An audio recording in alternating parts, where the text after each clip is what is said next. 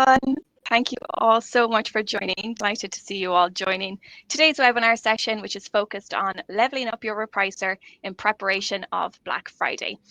So a super important topic and content we are going through today, as Black Friday is looming closer and the busiest season is upon us. Repricer is certainly a very powerful tool to assist you through. So thank you for being here. For those of you I haven't had the pleasure of meeting yet, my name is Katie and I am an onboarding and success manager at Repricer.com. One of my main duties is product education that includes one-to-one training sessions and personalized account reviews. So if you feel like this is something that would benefit you, please do reach out to us at accountmanager@repricer.com, and myself or a member of my team would be delighted to assist with that. So just before we get started, just some information on the session. It will be approximately 25 minutes and it'll be followed by a Q&A. So if you do have any questions throughout the session, please do pop them into the chat box, which is on the right-hand side of your screen, and myself and Colin will answer them at the end.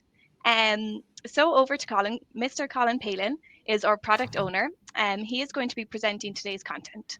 He has years upon years of experience in this industry, so he's going to share his wisdom with us today. So I will pass you over to his very capable hands. And thank you, Colin. Really looking forward to this presentation. Right. Thank you very much for that very warm introduction. It is great to be here. It's great to be chatting with you all today and showing you how you can level up your repricing for Black Friday. It is, however, very important to know that although this presentation is about leveling up for Black Friday, good repricing rules are not just for Christmas, they're for all year round. So every bit of the rule suggestions that we have here today are as useful all year round, not just at this time of year. As Katie did mention, I'm very keen for questions. So if there's any questions you have, please do stick them in the comments and we'll tackle them at the end. But let's get straight on into it. What are we covering today? Well, we're going to start by covering some Amazon rule features. These are some features you might have already come across, you might have dabbled with in the past, but we're going to go through them in a bit more detail so you can understand why they're so useful and why they're so important. We're going to look specifically at the net margin repricer, kickstart repricer, targeting different types of sellers in different ways, and our competitor rules. We're then going to jump in and tackle our velocity rules. What are they? Why you should use them? And also then our automations. With automations, we're going to talk a little bit about what they are, how they work, but we're also very importantly going to look at use cases. For a feature like automations, it's important to get a bit of an idea of how you can use them, not just what they can do. And we're going to tackle that as part of that presentation. Finally, we're going to end up with the Q&A. So without any further ado, we'll get started. So first, we're going to talk about net margin. What is net margin and why should you care? Well, net margin is about saving you time and ensuring that your min-max prices are right and ensuring that you never sell your products at a loss.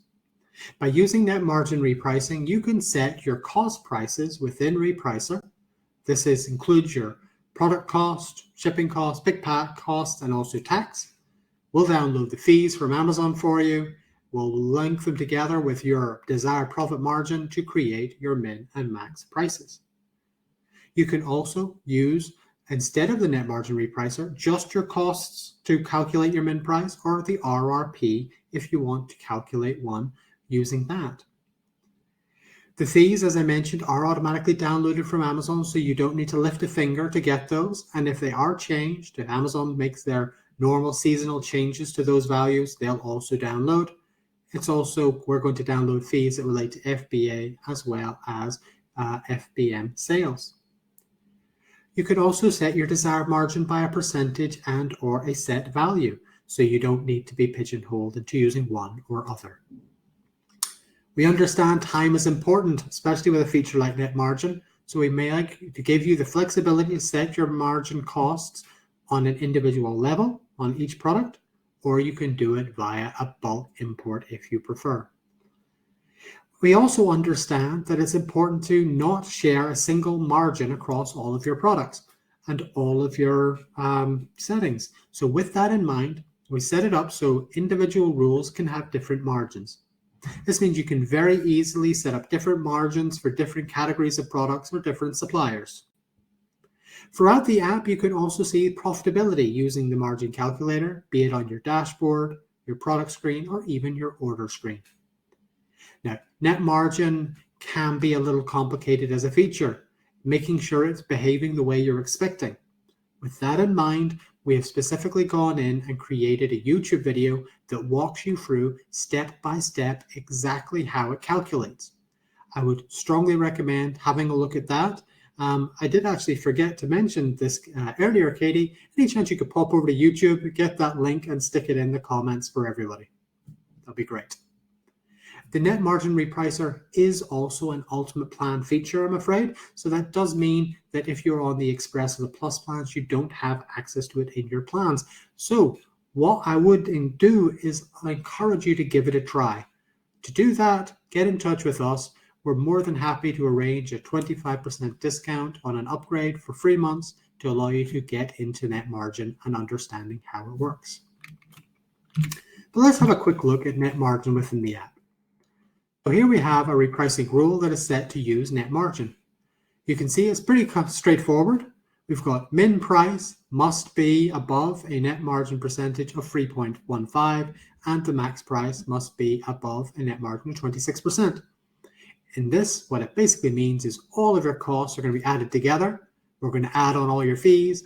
We'll add on 3.15 for your margin, and that will become your min price. And then 26% for your max. Then just looking in app at your product level, on the left-hand side, you can see our profitability calculator for the product level using your cost prices and the margin. So we can see for this product, the current price and how that breaks down into various costs.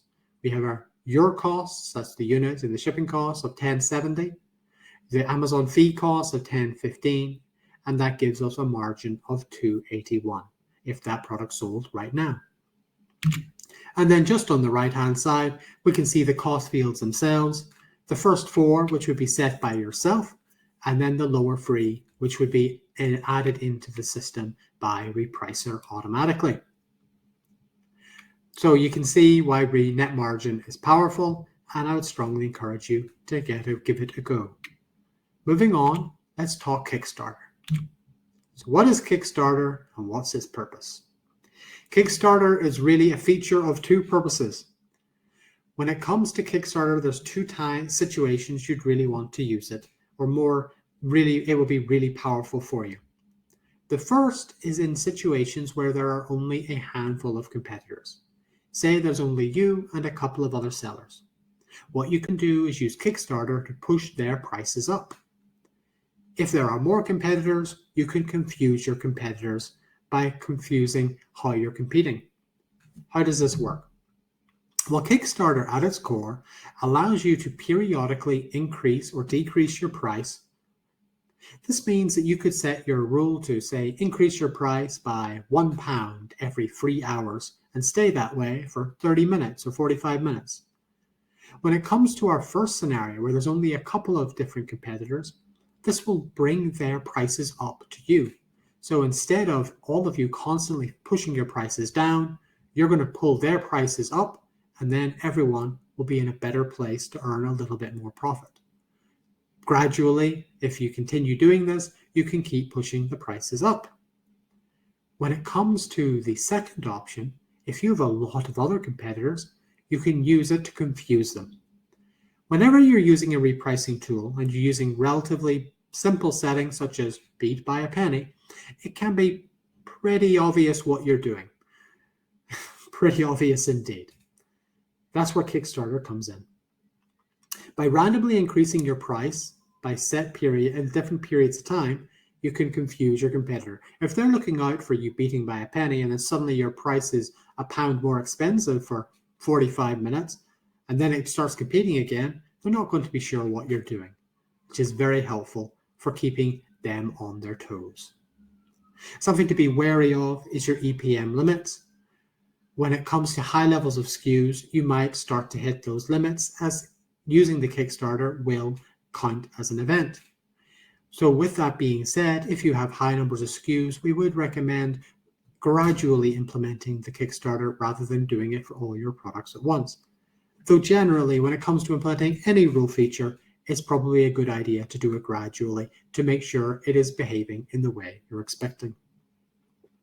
And it's also worth noting that the Kickstarter is a plus plan feature. So if you are on the Express plan, same deal applies. If you are interested in it, we are happy to offer a 25% off upgrade to the plus plan so you can make use of this feature. And I'll promise that's the last feature we're going to talk about that is plan specific. So all the other features are available on all plans.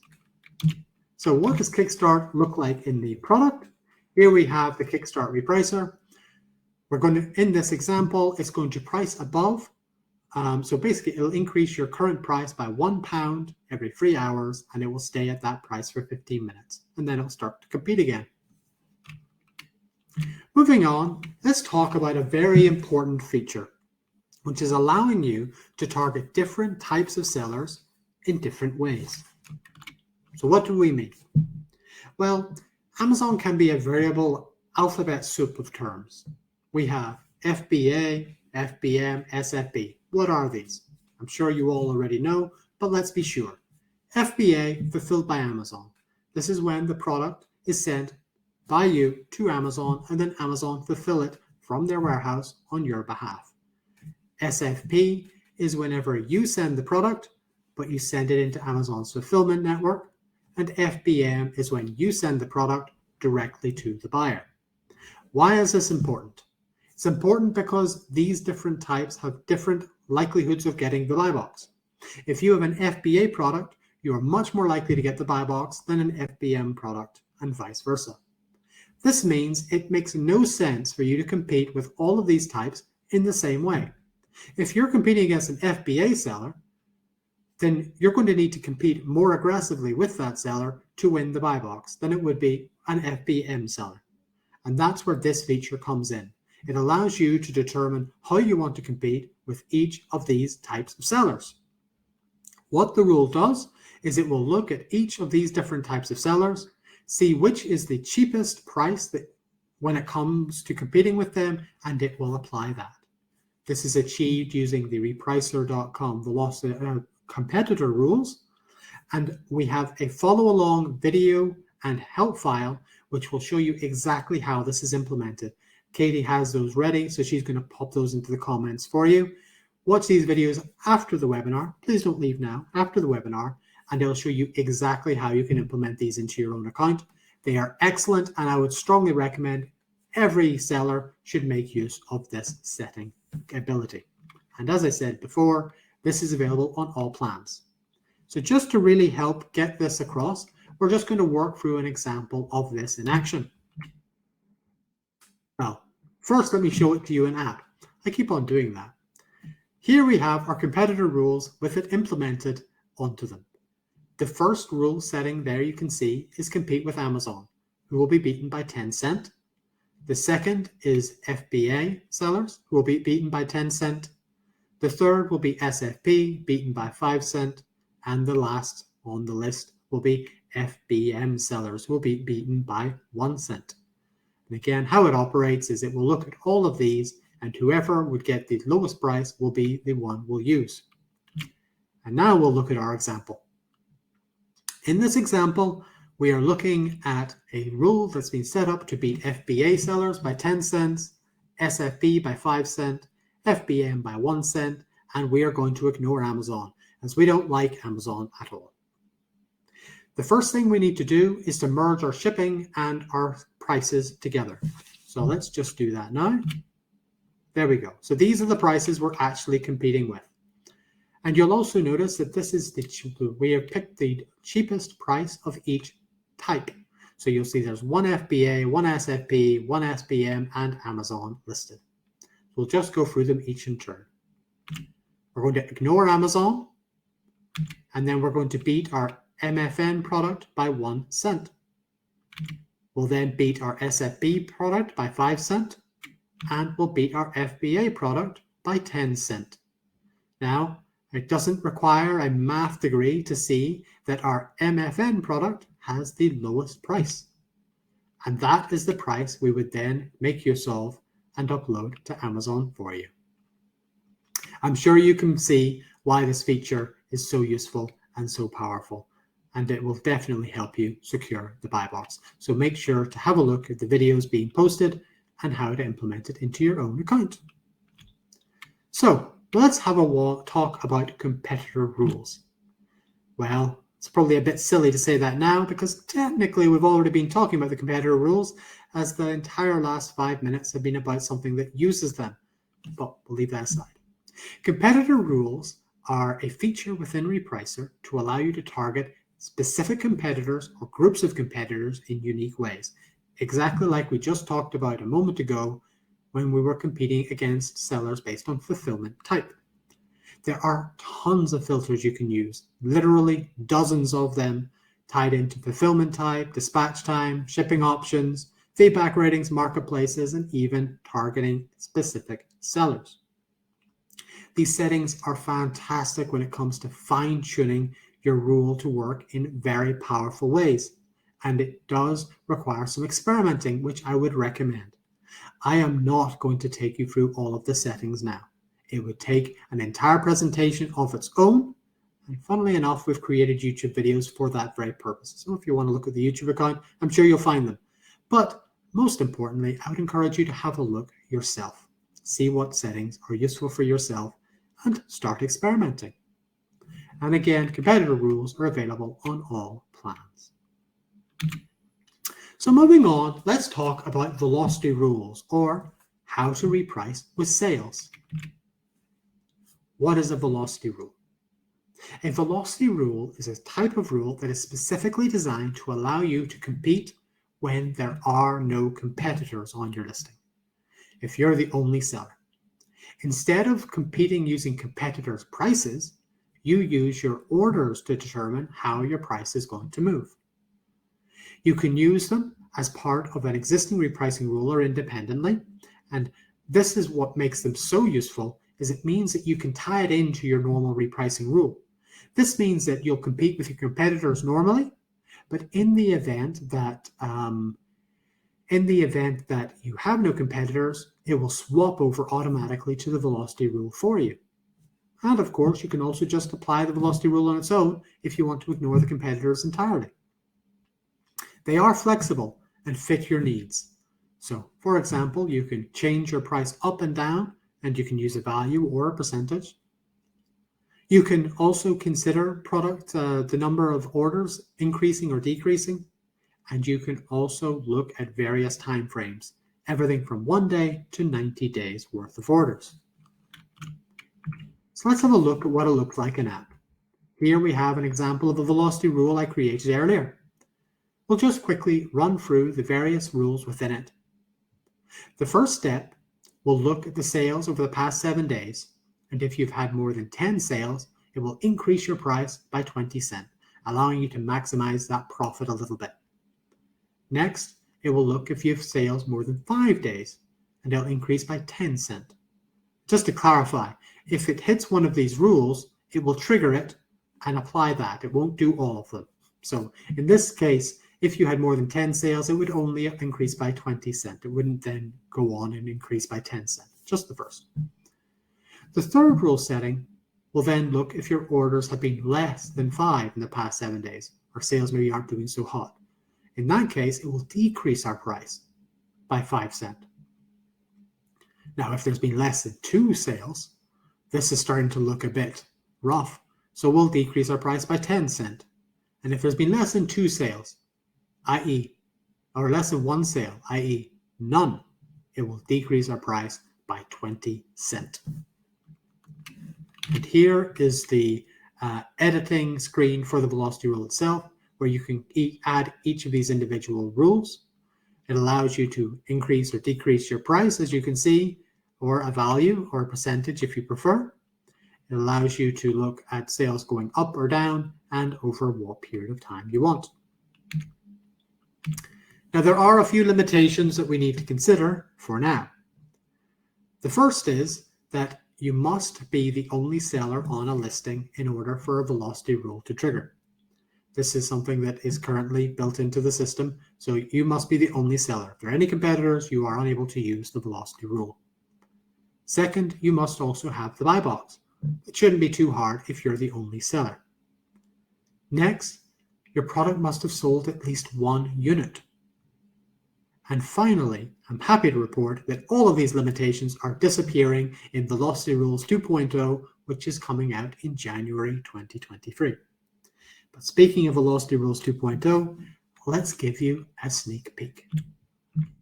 What can you expect in January 2023? What we've been doing is we've been looking at velocity rules, how they're used and how we can improve them.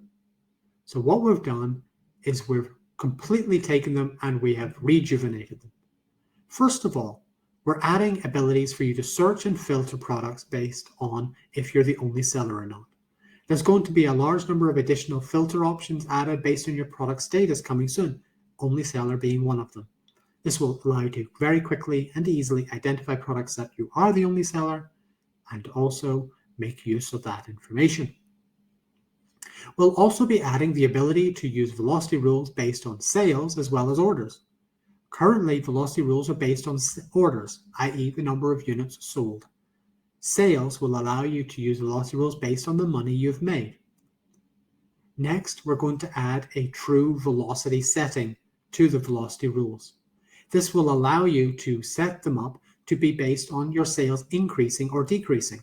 For example, my sales have increased by 10%, increase my price by 5 cents. My sales have decreased by 5%, decrease it by a penny. And we're also going to be adding additional control options to your rules so you can control when they trigger and how it works. And that's just a few of them. There are other changes coming, but I can't spoil all the surprises for January. But one last surprise, here's a little sneak peek at the alpha version of the new Velocity Rules screen, which is currently in development.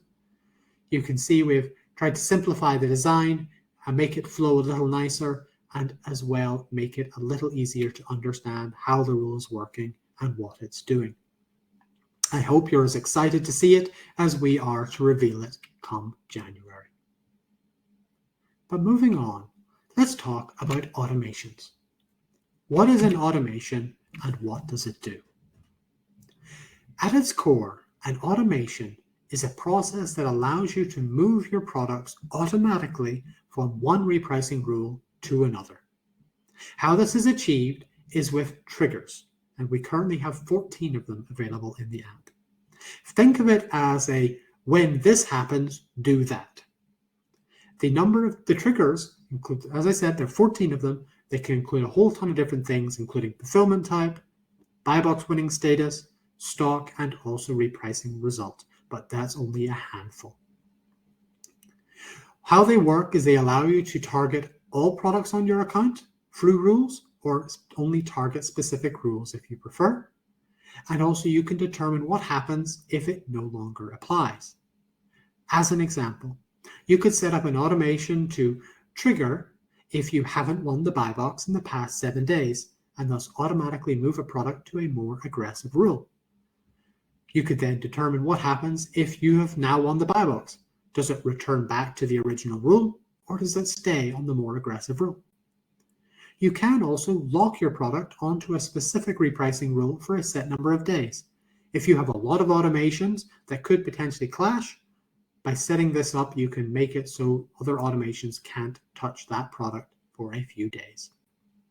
And again, automations is also available on all plans. Now, I'm sure based on what I've just said, probably not so clear on what automations are and how they work. So how best to handle this is to give you an example. But we're going to have a look at the automation FBA and good sales. The purpose of this automation is to identify products which are FBA and have good sales and have also a decent amount of stock. Then we'll move that product to a rule that is less aggressive, allowing us to maximize our profit a little bit. And here is our bingo card of products. What we're going to do is just have a quick look and see what would trigger. So trigger 1 is a plus, is a yes on 3 of our products.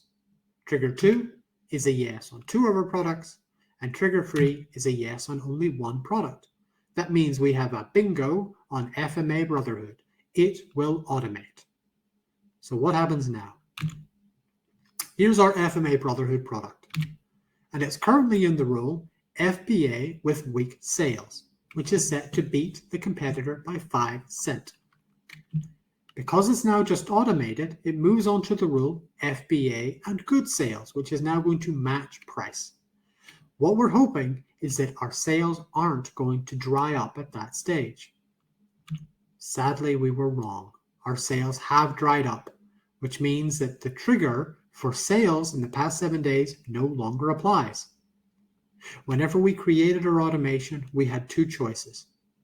The first is what happens if it no longer applies.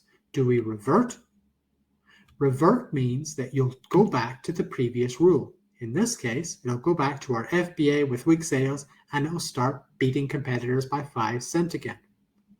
The other option, do nothing, at which point the product will just remain on the existing FBA with good sales rule. The choice is yours. Now, I'm hoping that has helped clear things up a bit more, but let's do one final go round on this and show you the automation screen itself and another example. Here we have the automation screen within Repricer. You can see at the top, we have our two triggers selected. FBA, the product has to be FBA, and the product must have sold at least 7 units in the past 7 days. Whenever the product triggers, or whatever the automation runs, it will look at products within all of the repricing rules listed there in the Move From section. And then if it triggers, it will move the product into the Buy Box Max Sales rule. What happens if it no longer applies? It will revert back to the original rule. So I'm hoping we're all a little clearer about automations, how they work. But really, that's not enough when it comes to automations. With automations, you need to have a bit of an idea of what they can do, not just how they work. So with that in mind, I've prepared a list of use cases. It's worth bearing in mind with 14 different automations triggers that you can use, and free per automation, there are literally hundreds of possible situations you can use automations in. And I can tell you some customers have come up with some incredible uses for these features. I'm just going to give you a few examples of some automations I've seen in the wild just to get your creative juices going. Our first example is for the Buy Box Chaser. In this case, our user doesn't want to use the Buy Box Chaser on products whenever they can win the buy box normally. With this in mind, they've created two repricing rules, one with the Buy Box Chaser on and one with it off. All products by default are on the rule where the Buy Box Chaser is off. What happens is they create an automation that will automatically move products that haven't won the buy box in 7 days to the rule with the Buy Box Chaser on. This way, they don't have to worry about chasing down the buy box on rules or on products where they're likely to win it anyway. Our second example here is avoiding selling products out when they're low stock. Maybe you're selling on a marketplace like eBay where you get penalized if your product sells out. With that in mind, you don't want that to happen. So you set up an automation to avert this. You create two repricing rules, one with your normal compete with settings and the other with a price above setting, maybe price above by 50 cents or even $1. You then automatically move your products using the automation from the competitive rule to the uncompetitive rule whenever your stock is lower than, say, 10 units. Your product will get moved over, you'll become less competitive, and your product is not likely to sell. And to be honest, if it does sell, just think of the amount of profit you just made unexpectedly. Our third example here is to auto-assign products to a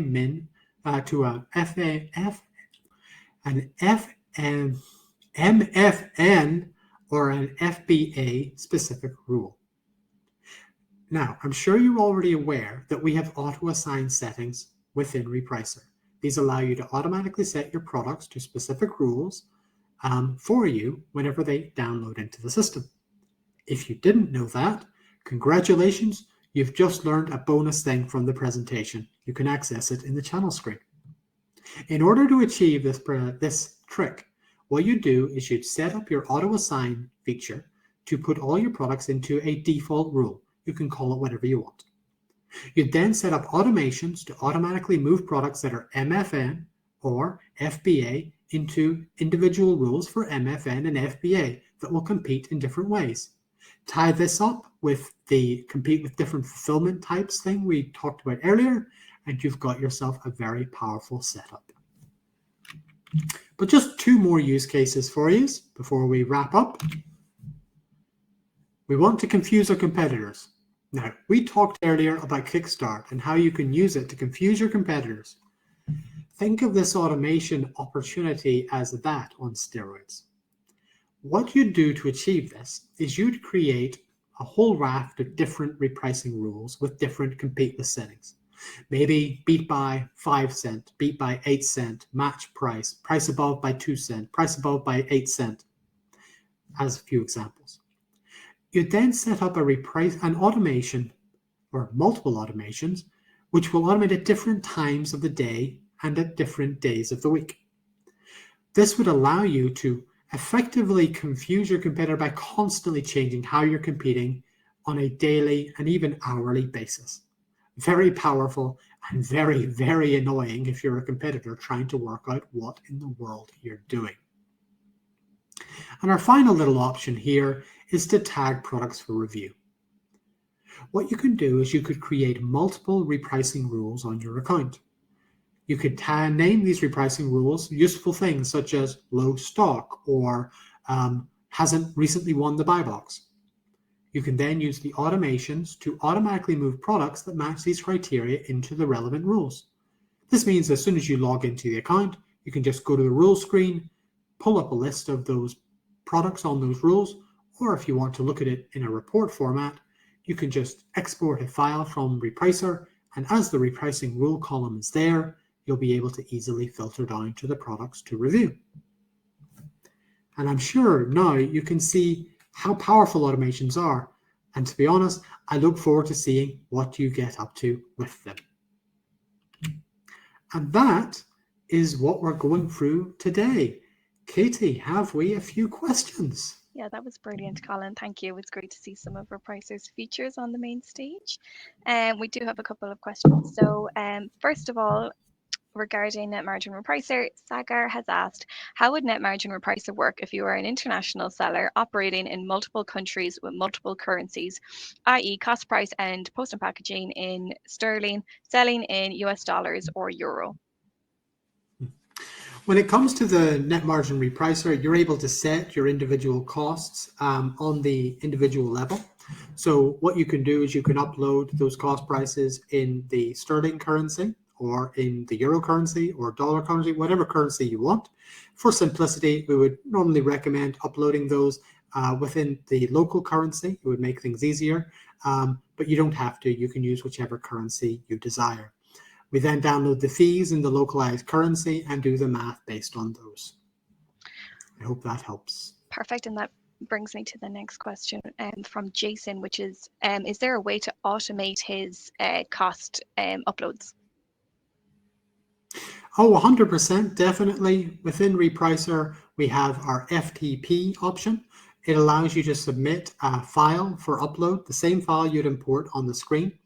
And you can do that via FTP. So whatever system you have, generate the file, stick it in our FTP folder or your own folder and upload it to us. We'll then process that file automatically for you every hour. Or if you're on the Ultimate plan, we also have an API with Repricer. The API allows you to submit files as and when you want. Again, the same format as the screen.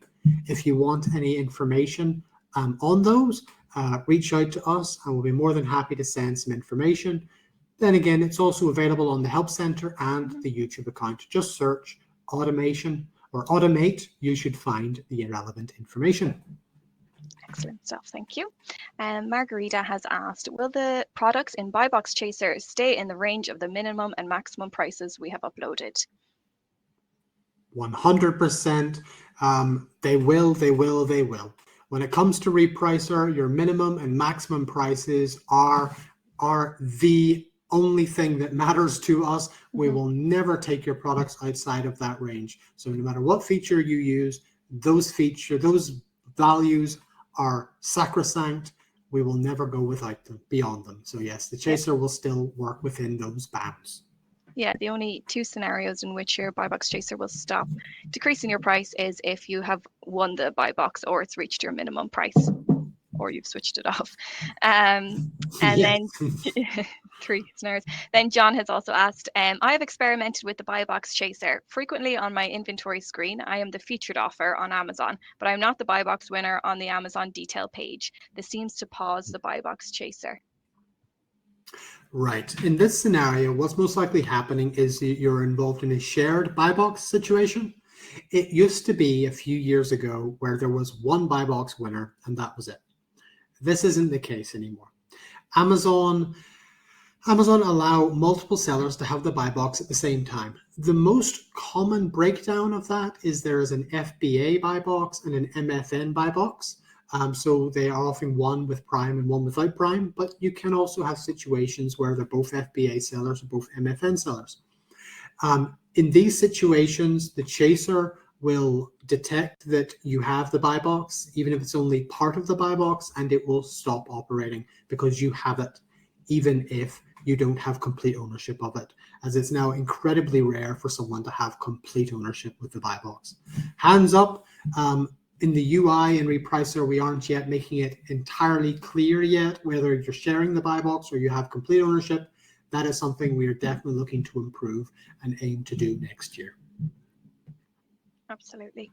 Thank you so much, Colin. I believe that's all the questions. Anybody Good else stuff. wants to? Yeah. Last calls. Last calls, yeah.